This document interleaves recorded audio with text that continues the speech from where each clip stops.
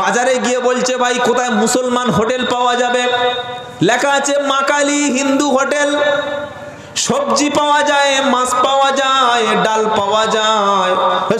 মা কালী হোটেলে খায়, হিন্দু রান্না করে খাবো? হিন্দু হোটেলে খায় না। আর ছেলেকে বিয়ে দেওয়ার সময় 3 লাখ টাকা নিয়েছে, তখন ওর কিছু মনে হয়েছে? হিন্দু হোটেলে খেলে বেঈমান হবে, কে বলেছে বল? কে বলেছে? মাংসটা না হয় খাবি না, সবজিটা খাবি, ডালটা খাবি, খেলে ঈমান নষ্ট হয়ে যাবে? কথা বলে না কেন? কথা বলে না? হিন্দু হোটেলে খেলে তোর ঈমান যাবে না, কিন্তু সুদখোরের বাড়ি বিসমিল্লাহ বলে খেলে বেঈমান হবি। কি বলছেন বলেন? হিন্দু হোটেলে মুরগি না তুই খাবি না, পাপ হবে, কিন্তু সবজি কি আর হিন্দুরা তৈরি করেছে? তো আল্লাহ তৈরি। না না, আমি তাহাজ্জুদ পড়ি, জামাত থেকে ঘুরে আসছি, মেজো হুজুরের মুরিদ, খাবো? তো মেজো হুজুরের মুরিদ জামাত থেকে ঘুরে এসে তুমি ছেলেটা বিয়ের সময় 2 লাখ টাকা ঝেড়ে খেলে কি করে? ওটা তো বিসমিল্লাহ বলে খেয়েছো, ওখানে তো তোমার বেঈমান হয়ে গেছে। ও তো শুকরের কাঁচা মাংস, হায়েজের রক্তর মতো তুমি তো খেয়ে নিয়েছো। ছি ছি ছি ছি। বলছে আমি বেনামাজির বাড়িতে বসি না, বললে কেন? বলে ও নাপাক। তো তোমার যে ড্রেসটা পরে আছে, এই ড্রেসটা কি পাক? তুমি তো বোনের জমি ফাঁকি দিয়েছো। বোনের জমি যারা দেয়নি, মেয়ের জমি যারা দেয়নি, ওরা হারাম খেয়ে নিয়েছে। যতক্ষণ মেয়ের এবং বোনের জমি না ফিরিয়ে দেবেন, জান্নাত কিন্তু আল্লাহ আপনার জন্য ওপেন করবে না। সবকিছু আল্লাহ হিসাব গুনে গুনে রেখেছে। কথা মনে থাকবে ইনশাআল্লাহ? কথা মনে থাকবে ইনশাআল্লাহ? হে বাবাজিরা, আল্লাহওয়ালা ভাইরা, এতক্ষণ শোনাচ্ছিলাম কোরআনের উপরে। কোরআন যদি আমাদের সন্তানদের কাছে থাকে, এদের দিয়ে কখনো নাফরমানি করা যাবে না। আর বৃদ্ধ বয়সে যদি একটু শান্তিতে থাকতে চান, ছেলে মেয়েদের কাছে একটু যদি আরাম পেতে চান, এখনো সময় আছে, ছেলের হাতে কোরআন তুলে দিন। আল্লাহর কসম করে বলি, কোরআনওয়ালা ছেলে মেয়ে যখন তৈরি হবে, বাপ মার যখন বৃদ্ধ হয়ে যাবে, বাপের সাথে মায়ের সাথে পীরের চাইতে ভালো ব্যবহার ওলামারা করবে। বলুন সুবহানাল্লাহ। ছেলেকে আলেম তৈরি করুন, হাফেজ তৈরি করুন। আপনি বৃদ্ধ হয়ে গেলে, আপনি যেদিন বৃদ্ধ হয়ে যাবেন, মানুষ প্রত্যেকে চায় বৃদ্ধ বয়সে একটু ছেলেদের কাছে শান্তি পায়। চায় না? চায় না ভাই? চায়। আল্লাহর নবী পিতামাতার কত মর্যাদা, কত সম্মান দিয়েছেন যদি আপনারা জানতেন, যদি ছেলেদেরকে এই ইসলামের অংশটুকু শিক্ষা দিতেন। কখনো জীবিত পীর বাদ দিয়ে মরা পীরের কবরের উপরে মানুষ ছাগল ছেড়ে দিত না। নিজের বাপের পা কখনো টেপে না। বক্তা এসছে, হুজুর এসছে হুগলি থেকে, হাওড়া থেকে, এমন টেপা টিপছে এখান থেকে আর পা পর্যন্ত পুরো নরম করে দিয়েছে। আর বাপ রাত্রেবেলা কষ্টে পা যন্ত্রণা করে ছেড়ে যাচ্ছে, একটা বারের জন্য বাপের পায়ে হাত দিয়ে দেখে নাই। ইনসাফ করেছেন বাপের প্রতি? বাড়িতে মিলাদ হচ্ছে, হুজুর এসছে, কি খাবার, আপেল, আঙ্গুর, আনারস, কমলা, লেবু, কি বুঝলেন, বড় বড় রসগোল্লা, টক দই, থামস আপ, কোকাকোলা, মাজা, ফান্ডা। হুজুর কি খাবেন? উচিত ছিল সর্বপ্রথম নিজের বাপকে ডেকে খাওয়ানো, উচিত ছিল নিজের মাকে খাওয়ানো। বাপ এবং মাকে যারা খাওয়াতে পেরেছে, বিশ্বাস করুন, তাদের খাবার, তাদের রুজির অভাব কখনো আল্লাহ পৃথিবীতে রাখবে না। বলুন সুবহানাল্লাহ। আপনার সন্তানকে আপনি কোরআন শিক্ষা দিন। কোরআন শিক্ষা করলে যেদিন আপনি বৃদ্ধ হয়ে যাবেন, আপনার যেদিন বয়স হয়ে যাবে, সেদিন ছেলে মেয়ে আপনার জন্য দুঃখ করে কাঁদবে। আলেম হলে, হাফেজ হলে, সে কোরআনে পড়েছে, ওয়াকাদা রাব্বুকা আল্লা তা'বুদু ইল্লা ইয়াহু ওয়া বিল ওয়ালিদাইনি ইহসানা। এটা মাদ্রাসায় শিক্ষা দেওয়া হয়, কোরআনে শিক্ষা দেওয়া হয়।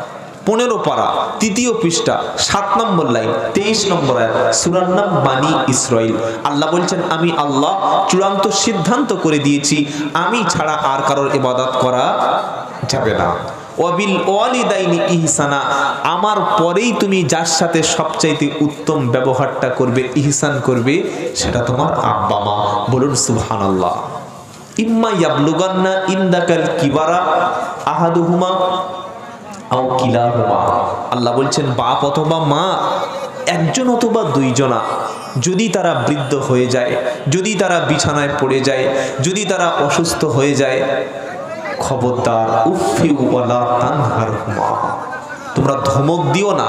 তোমার বাপ মা তোমার ব্যবহারে যেন উফ এই শব্দটুকু না বলে। বলুন সুবহানাল্লাহ। ওয়া কুল্লাহুমা কওলান কারীমা, তাদের জন্য সম্মানজনক কথা বলো। সকলে নিয়ত করুন, সন্তানের জন্য 8 থেকে 10টা কাজ করে যাব, বলেন ইনশাআল্লাহ। নাম্বার 1, ছেলে মেয়ে জন্ম দিলে প্রথমে কানে আজান শোনাবেন। নাম্বার 2, শুনছেন?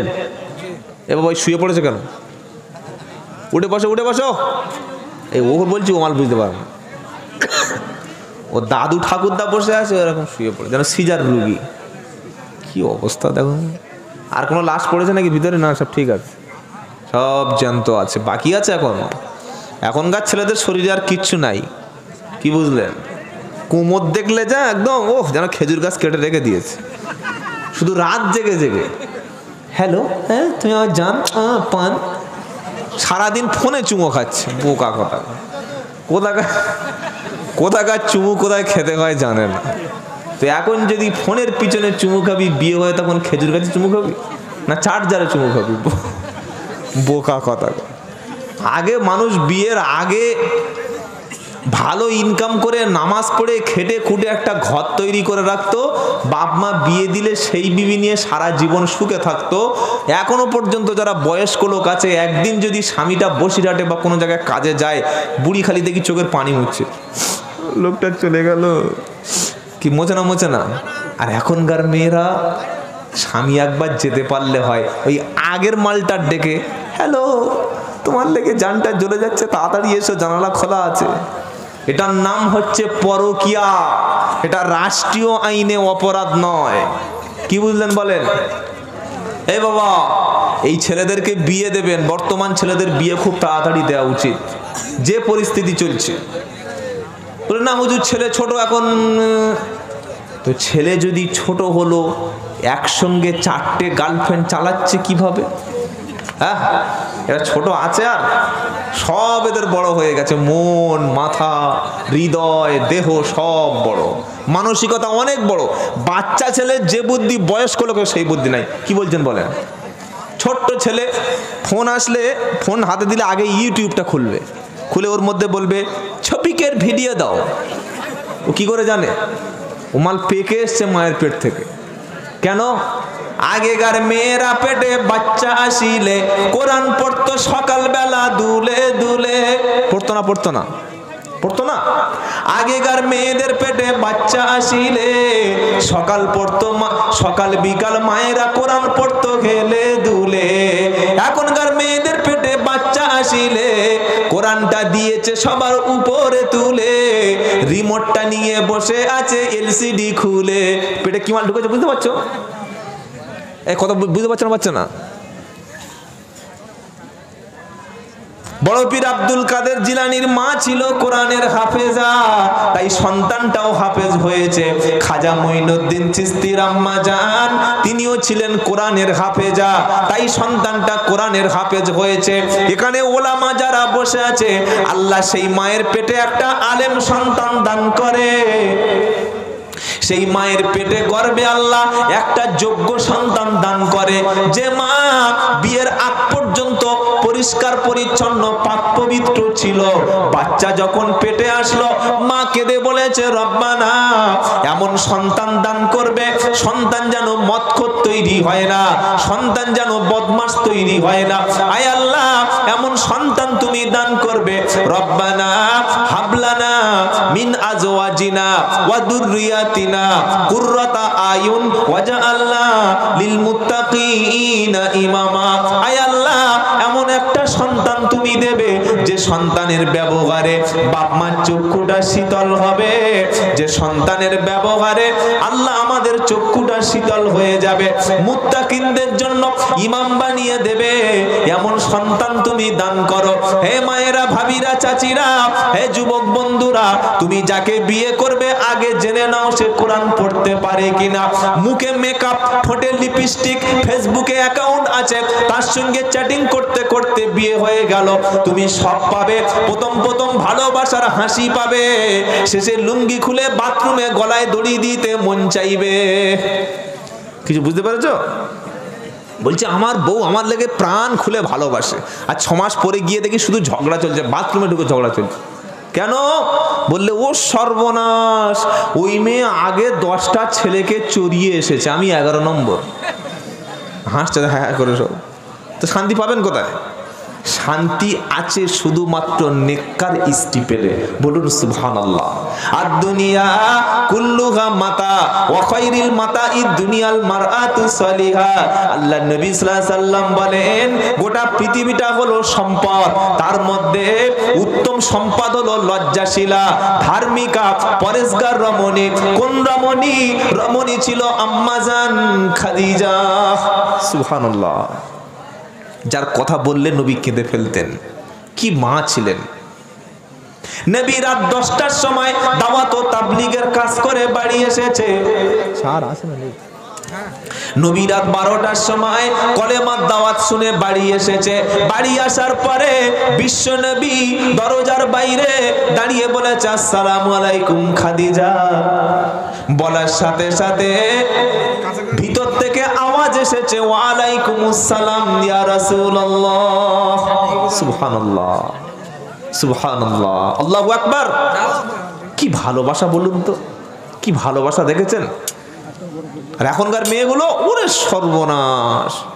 হাতে যদি না খাবার থাকে, ফুচকা না থাকে, গিফট যদি না থাকে, ঈদের সময় বেনারসি, বাড়িতে জলসার সময় যদি দামি শাড়ি না দিতে পারেন, হাই হিল জুতো যদি না কিনে দিতে পারেন, আর মাঝে মাঝে যদি ফুচকা না খাওয়াতে নিয়ে যেতে পারেন, তোমার নয় তোমার বাপেরও নয়, চললাম।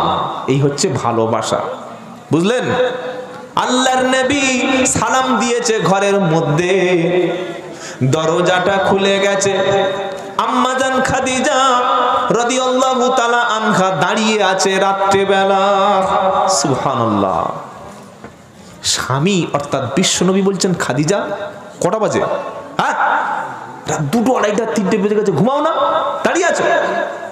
খাদিজা রাদিয়াল্লাহু তাআলা আনহা কি জবাব দিচ্ছেন? তিনি বললেন, হে আল্লাহর নবী আবুল কাসেম, আমি যদি ঘুমিয়ে যাই নবী কষ্ট পাবে। নবী সারাদিন দাওয়াত দিয়েছে, বেদিনের কাছে কলেমার দাওয়াতটা পৌঁছেছে। বাড়িতে ফিরে যদি দেখে বিবি ঘুমানো, প্রথমবার ডাকবে সাড়া না দিতে পারি, আপনি কষ্ট পাবেন। বিশ্বনবী কষ্ট পেলে আল্লাহ আমাকে পাপ দেবে, গুনাহ হবে। নবীর অপমান মানে ইসলামের অপমান। সেজন্য আপনি আসা পর্যন্ত সারা রাত দরজায় পিঠ লাগিয়ে দাঁড়িয়েছিলাম। কি বলবেন বলুন, জোরে বলুন, জোরে সুবহানাল্লাহ বলেন। সুবহানাল্লাহ বলছেন। এই রাত্রেবেলা গিয়ে দেখবেন ভিতর থেকে দরজা, জানলা থেকে ওট ওট ওট ওট খোঁচা মারছে, তাও সাড়া নাই। এটা আমাদের বিবি। আল্লাহর নবী সব সময় খাদিজা ডেকে বলতেন, হে আল্লাহর রাসূল, আপনার চাইতে আমি 15 বছর বয়সে বড়, 4টে সন্তানের মা। যেদিন আপনার সঙ্গে বিয়ে হলো সেদিন আমি 4 সন্তানের মা ছিলাম। আগে 2 বার স্বামীকে হারিয়ে আপনার ঘরে এসেছি। বাসর রাত্রে আপনি কিন্তু কোনো কুমারী নারী পাননি। আপনার কাছে 2টি ডিমান্ড আছে, 2টি বিষয় দাবি আছে, পূরণ করবেন কি বলুন? আমার নবী বললে, খাদিজা তুমি যেটা বলবে আমি বিশ্বনবী পূরণ করব। সুবহানাল্লাহ। মাঝে মাঝে স্ত্রীর 2টো একটা দাবি শুনতে হয়। ভালোবাসা বাড়বে না? বাড়বে না? বাড়বে। আমরা পুরুষ মনে করি নবাব সিরাজউদ্দৌলা, এই পানি আন, এই পাটে, এই চা দে, অর্ডার করছে। তো অর্ডার করবি, কাজের লোক রাখ না। ও কি ওর বাপ মা ছেড়ে তোর অর্ডার শুনতে এসছে? না, নবী নিজের পায়ের জুতা নিজে মাঝে মাঝে সেলাই করে নিতেন। সুবহানাল্লাহ। নবী রান্না করতেন নিজে। কোনো পুরুষ আছেন রান্না করে বিবিকে খাইয়েছেন? একজন বলুন তো যে খাইয়েছি আছে? এই তো মাশাআল্লাহ, হয়তো বউটা পড়ে গেছে বিছানা তাই খাইয়েছে। এই বাবা, কিন্তু ওলামারা করে কি বুঝলেন? মসজিদ থেকে ঘরে গেছে, বিবি অসুস্থ, এগুলো তো আমরা বলতে পারি না, বললে তো পেটের খবর বলবো কেন আপনাদের সাথে। মসজিদ থেকে বাড়ি গেছে, গিয়ে দেখছে বউ অসুস্থ, গ্যাসটা ধরিয়ে ভাত রান্না করে, তরকারি রান্না করে বিবির মুখে মাছের কাঁটা ছাড়িয়ে দেয়। তারা হচ্ছে ইমাম, তারা ওলামা, বলুন সুবহানাল্লাহ। এই জন্য মেয়েদের বলি একটু নামাজি পরেজগার দেখে বিয়ে কর। লোফার ছেলে, রাস্কেল ছেলে, সামনে চুলে এইরকম আর পিছনে খেজুর গাছ কাটিং। খেজুর গাছ কাটিং বোঝেন? আমি ওটা নাম্বার করেছি খেজুর গাছ কাটিং। এখান থেকে চেঁচে পুরো ফেলে দিয়েছে, খালি পিছনে একটা নোলা দিলে রস বার হবে। এটা হচ্ছে খেজুর গাছ কাটিং। এই ছেলের পকেটে OnePlus বা আইফোন দেখেছে, আর একটা KTM, কি বাইক বলেন, KTM R15 দেখেছে। মেয়েরা খালি হুমড়ি খাচ্ছে, মালটা কবে হুমড়ি খাচ্ছে বিয়ে করে বলে। খ্যাপা কথাটা। বিয়ে যদি করতে হয় গরিবের ছেলে করো, সে যেন শিক্ষিত হয়, নামাজি হয়, পরেজগার হয়, তোমাকে নিয়ে যেন সুখে থাকে, নামাজ পড়ে, এর চাইতে পাওনা কিচ্ছু নয়। বলুন সুবহানাল্লাহ। খাদিজা রাদিয়াল্লাহু তাআলা আনহাকে নবীজি বললেন, কি বলছো বলো? আল্লাহর নবীকে খাদিজা রাদিয়াল্লাহু তাআলা আনহা বললেন, দুটো জিনিস চাই। একটা হলো যেদিন আমি পৃথিবীতে চলে যাব,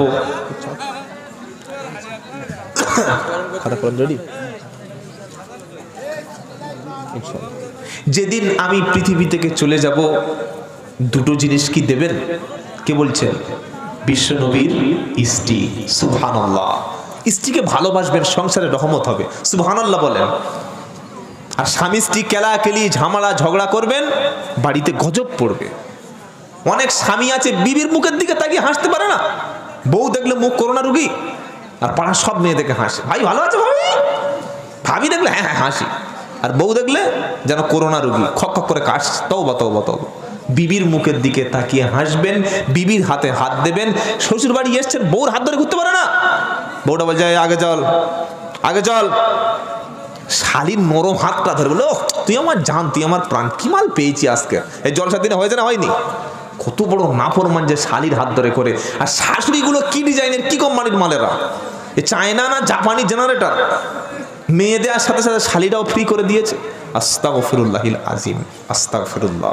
জেনা, সম্পূর্ণ জেনা। আল্লাহ মাফ করুক, বলুন আমিন। খাদিজা বললেন, হে আল্লাহর নবী, যেদিন পৃথিবীর সব স্বামী মারা যায় স্ত্রীরা কাঁদে, কিন্তু আপনার চাইতে বয়সে আমি অনেক বড়, 15 বছরের বড়। সুবহানাল্লাহ। আমি ইন্তেকাল যেদিন করব, কবরে আপনি একটু নামতে পারবেন? আমার কবরে নেমে আপনার পবিত্র হাত মোবারক দিয়ে কবরের মাটিতে একটু হাত দিয়ে দেবেন, আর বলবেন কবর যেন আমার সাথে খারাপ ব্যবহার না করে। বলুন সুবহানাল্লাহ। নবীজি কাছে আরেকটা দাবি খাদিজা করলেন রাদিয়াল্লাহু আনহা। তিনি বললেন, হে আল্লাহর নবী, পৃথিবীর স্বামীরা বেঁচে থাকলে, স্ত্রী আগে মারা গেলে বাজার থেকে নতুন কাফন কিনে আনে, কিন্তু আমার মৃত্যুর পরে বাজারের কাফন দেবেন না। আপনার পবিত্র পিরহান, নবুয়াতের পিরহান, যে পিরহান পরে দাওয়াতের কাজ করেছেন, যে পাঞ্জাবিতে নবুয়াতের ছাপ লেগে আছে, ওই পাঞ্জাবিটা পুরাতন হলেও আমার শরীরে পরিয়ে দেবেন। এর ওসিলায় আল্লাহ আমার কবরটাকে জান্নাত বানিয়ে দেবে। বলুন সুবহানাল্লাহ। খাদিজা মারা গেলেন। ঐতিহাসিকরা বলেছে সেই বছরটা ছিল নবীর জন্য সবচাইতে দুঃখের বছর, কষ্টের বছর। এই বাবাজিরা, যাদের মা অথবা স্ত্রী চলে গেছে, বাপ কবরে চলে গেছে, বাপের কবরের কাছে গিয়ে একটু দাঁড়াতে পারেন না? আল্লাহর নবী সাল্লাল্লাহু আলাইহি সাল্লাম খাদিজার ইন্তেকালের পরে বসে বসে তিনি চোখ থেকে তদ্দর করে পানিগুলো পড়ছে। ফাতেমা রাদিয়াল্লাহু তাআলা আনহা তিনি বলছেন, আব্বা মায়ের কাপড়ের ব্যবস্থা করবেন না? নবীজি সাল্লাল্লাহু তাআলা আলাইহি ওয়াসাল্লাম বাক্সের মধ্য থেকে পুরাতন পাঞ্জাবি বার করে খাদিজার কাপড়ের ব্যবস্থা করলেন। কবরে নামলেন, নেবে বলছে, কবর রে, আমার খাদিজা আজ থেকে একা হয়ে গেল। কখনো বাড়িতে না আসা পর্যন্ত সে ঘুমাতো না, কিন্তু আজ থেকে একা ঘুমাবে, তার পাশে আমি থাকতে পারবো না। আমি না আসা পর্যন্ত সে কখনো খেত না, আজ থেকে আমাকে একা খেতে হবে, আর খাওয়ার জন্য আমাকে ডাকবে না। আমি বিছানায় না ঘুমানো পর্যন্ত সে ঘুমাতো না, আজ থেকে বড় একা হয়ে বিছানায় ঘুমাবে, আমি আর আমার বিছানার পাশে খাদিজাকে পাবো না। কবর, আমার খাদিজার জন্য তুমি ভালো ব্যবহার করো, কখনো তাকে কষ্ট দিও না, কখনো তাকে কষ্ট দিও না, কখনোই তাকে কষ্ট দিও না। জোরে বলুন সুবহানাল্লাহ। এই হলো খাদিজা, আর এই হলো নবী। হে বাবাজিরা, আপনার ছেলে মাদ্রাসায় পড়ে অথবা ইতিম পড়ে, অনেক শিক্ষিত মানুষকে প্রশ্ন করতে দেখেছি, তারা বলে, ভাই মাদ্রাসা রেখে কি লাভ? মাদ্রাসার ছেলেরা কি ইংলিশ পড়তে পারে? এরা কি কম্পিউটার জানে? এরা কি সায়েন্স জানে? এরা কি ম্যাথামেটিক্স জানে? এরা কি জিওগ্রাফি জানে? এরা কি কোনো সায়েন্টিস্ট হতে পারবে? এরা কোনো বড় দার্শনিক হতে পারবে? আমি বলি, ভাই তুমি একটা শিক্ষিত মানুষ হয়ে মূর্খের মতো প্রশ্ন করছো। মাদ্রাসার ছেলে ইংলিশ জানে না, মাদ্রাসার ছেলে সায়েন্স জানে না, এই প্রশ্নটা তুমি করছো। আমি যদি তোমাকে বলি যে তুমি সায়েন্সের টিচার, তুমি এক লাইন আরবি লিখে লেখো। তুমি সায়েন্সের টিচার, এক লাইন আরবি পড়ো দেখি। যার যেটা ডিপার্টমেন্ট সে সেটা পড়ে। মাদ্রাসায় পড়ে ইংলিশ পড়তে পারে না, তাই তুমি ঘৃণার চোখে দেখছো, মূর্খ বলছো। আর তুমি স্কুলের একটা হেডমাস্টার, তুমি সূরা ফাতিহা পড়তে পারছো না, তোমার লজ্জায় এখনো পর্যন্ত লুঙ্গি পরে আছে, তোমার তো লুঙ্গি খুলে পুকুরে ঝাঁপ মারা উচিত। লজ্জা লাগে না? যার যেটা ডিপার্টমেন্ট। একটা ডাক্তার, সে মেডিকেল লাইনে পড়বে, ইঞ্জিনিয়ারিং কাজ তার নয়। কি বলছেন, বুঝতে পারছেন না? পারেন না? একটা মাস্টার, তার কাজ শিক্ষকতা করা, সে কখনো ডাক্তারি বিষয় জানবে না। তো আরবি জানে যারা, তারা ইংলিশ পড়তে পারে না। তোমার যদি দুঃখ লাগে, তুমি শিক্ষিত হয়ে আল্লাহর কালাম পড়তে পারো না, তোমার মাথাটা লুকিয়ে নাও, মুখ দেখিও না সমাজে। আপনার ছেলে মাদ্রাসায় পড়ে, অনেক ইতিম ছেলেও মাদ্রাসায় আছে। বক্তব্য একদম শেষের দিকে নিয়েছি, আর দু চারটে কথা বলে বিদায় নেব। বাবাজিরা, জ্ঞানী মানুষেরা, আল্লাহওয়ালা ভাইরা, আমরা মরণের পরে আমাদের কবরটা ফাঁকা পড়ে থাকবে, খবর নেয়ার কেউ থাকবে না। ধুধু ধুধু করবে, কত বছর হয়ে যাবে আপনার কবরের কাছে কেউ যাবে না।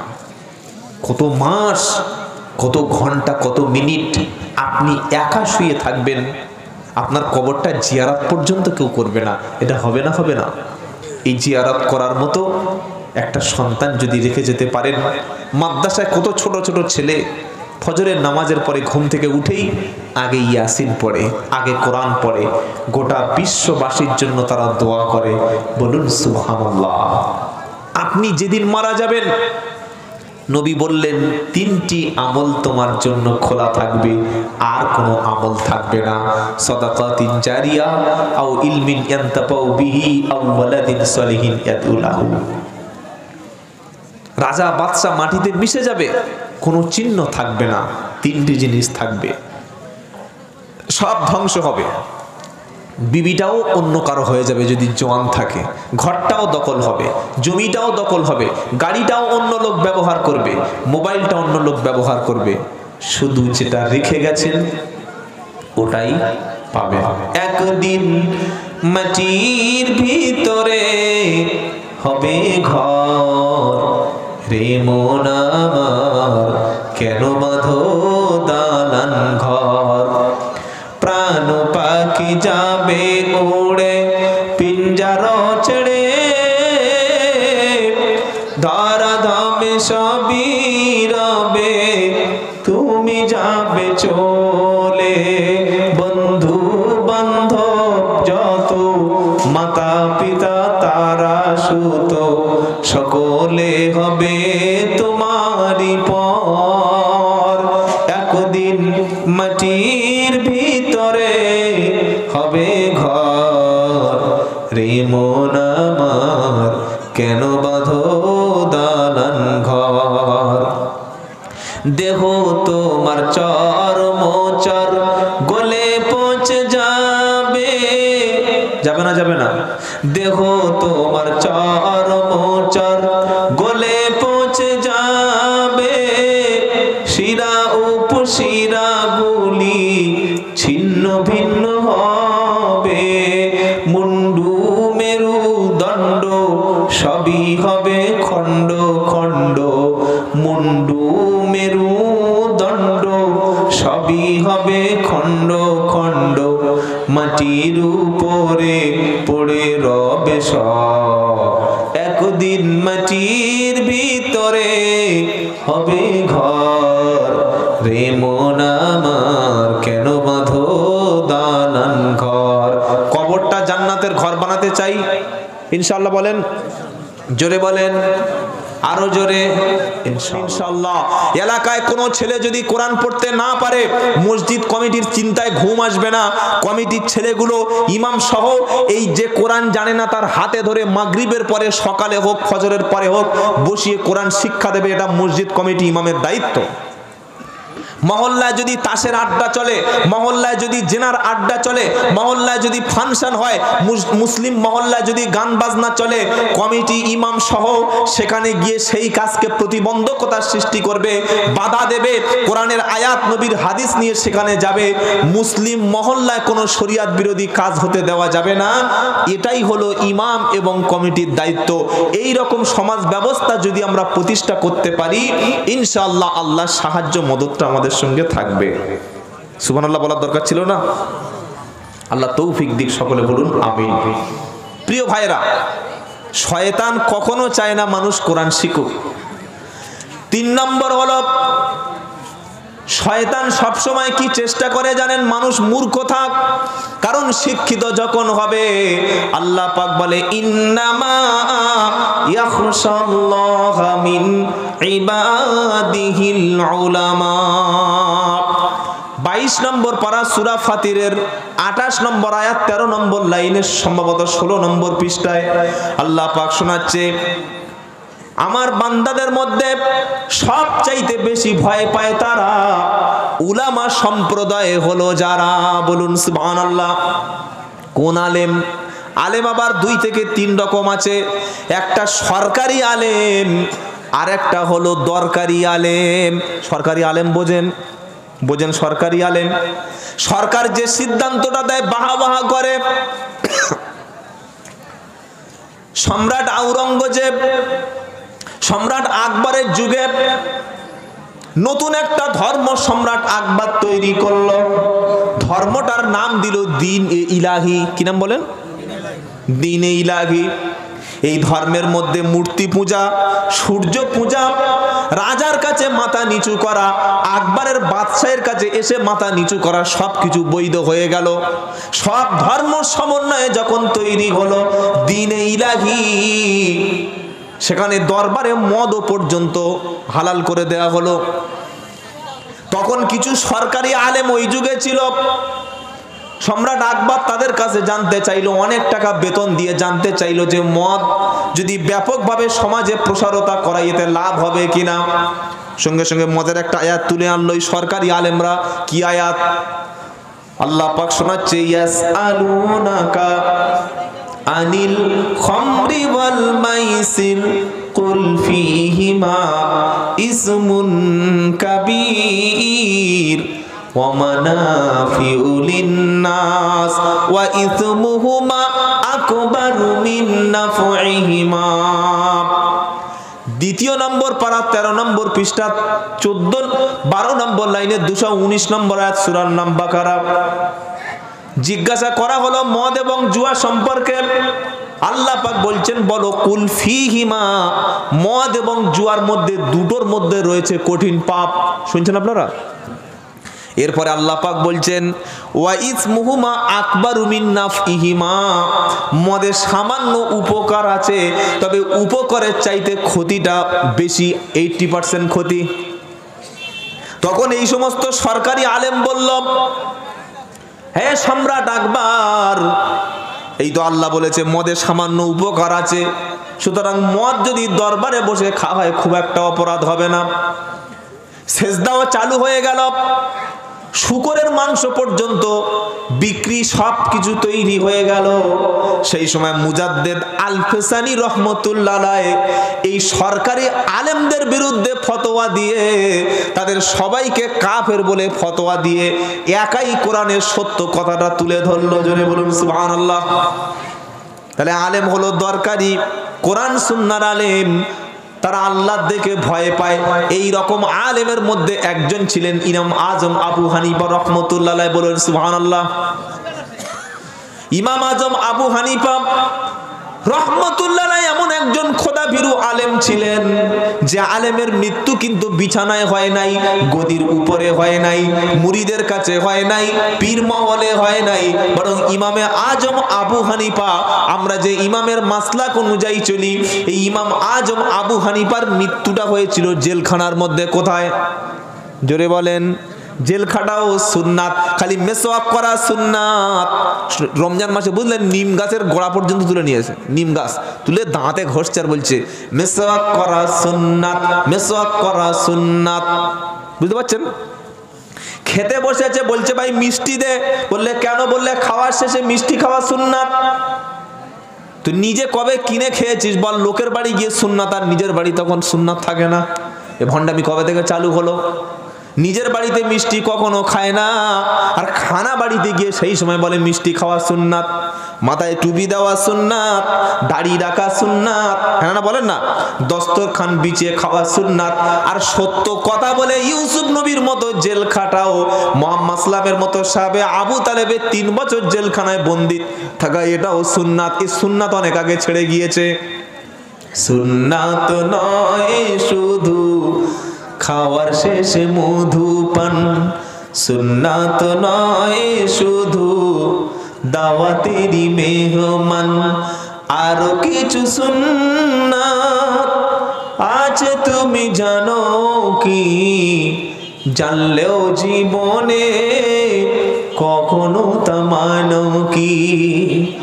সুন্নাত নয় শুধু দাওয়াতেরই মেহমান, সুন্নাত নয় শুধু খাওয়ার শেষে মধুপান, আরো কিছু সুন্নাত আছে তুমি জানো কি?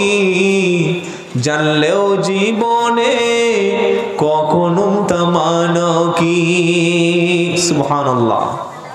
ইমামে আজম আবু হানিফা রহমতুল্লাহ আলাইহিকে বলা হলো আপনাকে এই শহরের প্রধান কাজীর দায়িত্বটা পালন করতে হবে, আপনি বিচারপতি থাকবেন। হে মুসলমান যুবকরা তোমরা শোনো, আজকে রাজনীতি করতে গিয়ে সবচাইতে ক্ষতিগ্রস্ত হচ্ছে মুসলমানরা, আর পাওনার দিক থেকে সবচাইতে কম পাচ্ছে মুসলমানেরা। কি বলছেন বলেন? পঞ্চায়েত নির্বাচনের সময় আমি গত 1 মাসের মধ্যে 8 থেকে 10 বার মুর্শিদাবাদে গিয়ে বলে এসেছি, ভাই মুর্শিদাবাদের মানুষ আর ভাঙড়ের মানুষ এত বেশি মরে কেন পঞ্চায়েতে? আর কি পশ্চিমবঙ্গে কোনো জায়গায় ভোট হয় না? তোরা কি পেয়েছিস বল?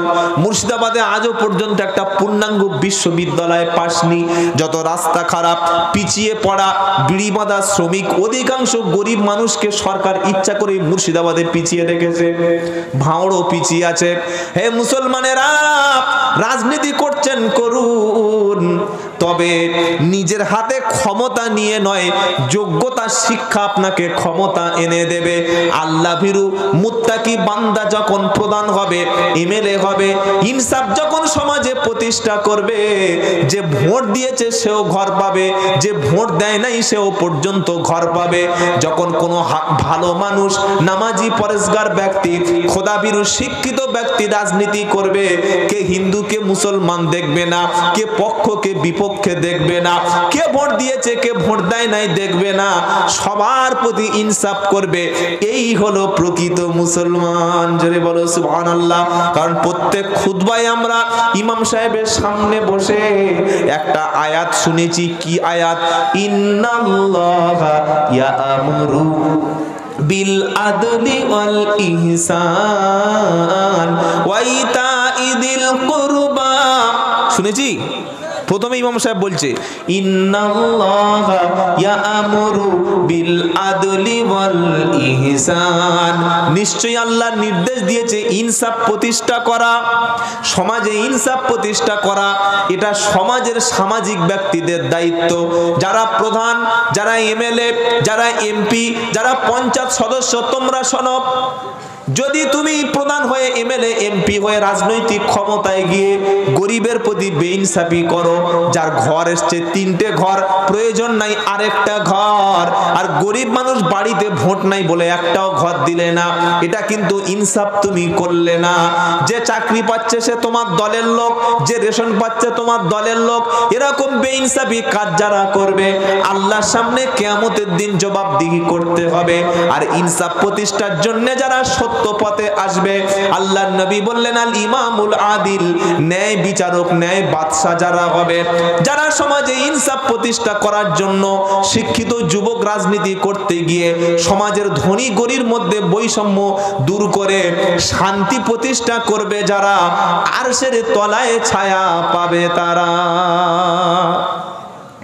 ইমামে আজম আবু হানিফাকে বলা হলো যে আপনাকে প্রধান বিচারপতির দায়িত্বটা দেব। আচ্ছা, আমাদের কারো বললে লুফে নেবো না? নেব না?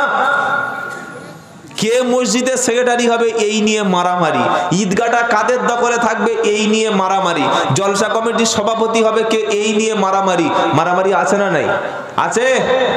পঞ্চায়েতে বোর্ড গঠন হবে, প্রধান হবে, 2 দলের সদস্যের মধ্যে মারামারি আছে না নাই? সব জায়গা আছে।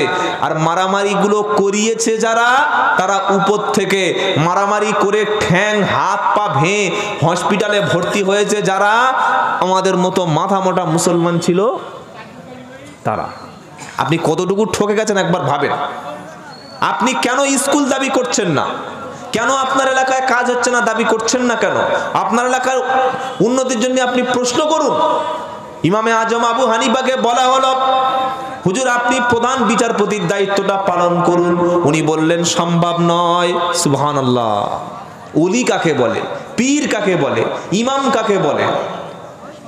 বাদশা বলল কেন? ইমামে আজম আবু হানিফা বলল, শুনুন বাদশা, আমি প্রধান বিচারপতির দায়িত্ব যখন পালন করব, দায়িত্ব পালন করতে গেলে বিচারপতির চেয়ারে আমাকে বসতে হবে।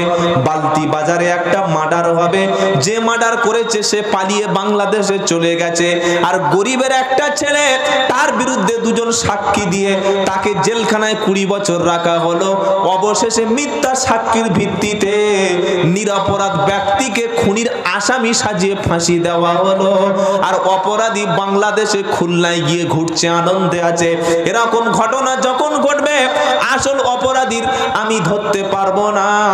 আর অপরাধী নয় যে তার বিরুদ্ধে মিথ্যা সাক্ষী দিয়ে অপরাধী বানানো হবে, আমি তার প্রতি রায় দেব, কারণ সাক্ষীর ভিত্তিতে রায় দেব। সাক্ষী যদি মিথ্যা ভাবে রায় দেয়, কিয়ামতের দিন আমি আল্লাহর সামনে দাঁড়িয়ে যাব, আল্লাহ সেদিন আমার বিচার করে জাহান্নামে ফেলে দেবে। এমন প্রধান বিচারপতির দায়িত্ব আমি ইমাম আবু হানিফা নেব না। সুবহানাল্লাহ বলার দরকার ছিল না? না কাল সকাল 9টার দিকে একবার বলবেন, জোরে বলুন না সুবহানাল্লাহ। কিরকম মানসিকতা দেখেন। ইনসাফ করতে পারবে না তাই বিচারপতির দায়িত্ব নিল না, জেলখানায় ভরে দেওয়া হলো। কত বছর জেল খাটার পরে খাবারের সঙ্গে বিষ মিশিয়ে দেওয়া হলো। আল্লাহু আকবার, আল্লাহু আকবার। খাবারের সাথে বিষ, সেই বিষ খাইয়ে জেলখানা থেকে ইমামে আজম আবু হানিফা রহমতুল্লাহ আলাইহির লাশটা বিষে জর্জরিত করে শহীদ করে বার করে দেয়া হয়েছে। আর আপনি লড়াই করছেন ক্ষমতার জন্যে। গত কয়েক মাস আগে 14ই আগস্ট আমাদের সকলের শ্রদ্ধেয় আল্লামা দেলোয়ার হোসেন সাইদি সাহেব রহমতুল্লাহ আলাইহি একজন ওলি মানুষ ছিলেন, সুবহানাল্লাহ পাঠ করেন। তাকে ওই 13টি বছর জেলখানায় নির্মমভাবে অত্যাচার করা হয়েছে, কষ্ট দেয়া হয়েছে, চিকিৎসা দেওয়া হয়নি। মারা যাওয়ার 24 ঘন্টার আগ পর্যন্ত ছেলে স্ত্রী পুত্র কারোর সঙ্গে দেখা করতে দেয়া হয়নি। কত বড় জালিম হাসিনা। আমি সেজন্য গত পরশুদিন ত্রিপুরায় বলে এসেছি, যে পৃথিবীতে বর্তমান যদি জীবন্ত ফেরাউন যদি কারোর দেখার ইচ্ছা হয়, মিশরে যাওয়ার দরকার নেই, খালি বর্ডার পারে ওপারে গিয়ে দেখে আসবে। জীবন্ত ফেরাউন। কি ফেরাউন বলুন? জীবন্ত ফেরাউন। জালিমরা ধ্বংস হবে, মাজলুমের আর্তনাদ কান্না জালিমের রাজ দরবার ধ্বংস করবে। আর কিয়ামতের দিন আল্লাহ জালিমের অবস্থা করবে জাহান্নাম। কোথায় অবস্থা করবে? জাহান্নাম। সেজন্য সমাজে কোরআনের শাসন, কোরআনের আইন, কোরআনের হুকুম প্রতিষ্ঠা হলে মানুষ ইনসাফ পাবে।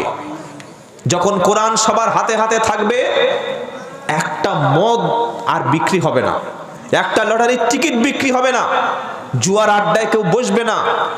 তাই আল্লাহ পাক জাতির কাছে কোরআন তুলে দিয়ে বলেছে কি জানো?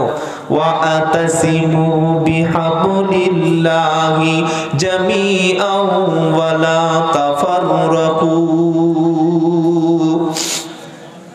ওয়াযকুরু নি'মাতাল্লাহি আলাইকুম ইদ কুনতুম আ'দাআন ফাআল্লাফা বাইনা কুলুবিকুম ফাআসবাহতুম বিনি'মাতিহি ইখওয়ানা ওয়া কুনতুম আলা শাফা হুফরাতিন মিনান নারি ফাআকাদাকুম। এ বাবা, চুপচাপ বসে কথা বলছে। এই ফ্রি ফায়ার করা ছেলেগুলো বল। হ্যাঁ হ্যাঁ, প্রথমে মেলা, তারপরে মেয়েদের কাছে গিয়ে ঠেলা, এবার জলসায় বসে খাওয়ার পালা। সুবহানাল্লাহ বলুন। হ্যাঁ, এখন তো আর জলসা হয় না, কাঁচা মুরগি ঝলসা হয়। বক্তা জলসায় বক্তব্য করছে, ওরা ওরা যদি নামাজ পড়ো আখেরাতে 72টা হুর পাবে। এরকম একটা ছেলে জলসা শুনছিল, বুঝলেন, একদম 20 বছরের একদম টাটকা মাল। বলছে মাওলানা কবে মরবো, কবে কবরে যাব, কবর থেকে উঠবো, হিসাব হবে, তবে 72টা হুর পাবো। এখন চোখের সামনে কাঁচা মাংস ছিঁড়ে খাবো। কাঁচা হুর রেখে কেউ বাকি হুর খায়? ছি ছি ছি ছি।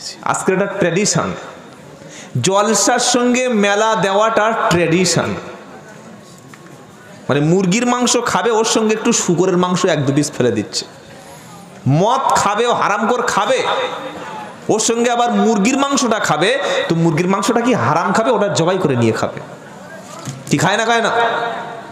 ও জানে মদ হারাম, খাবে, কিন্তু যতই মানা করেন খাবে। তো পিকনিক করতে গিয়ে মুরগির মাংস আছে, ওটা জবাই করতে হবে না? হবে না? হবে না?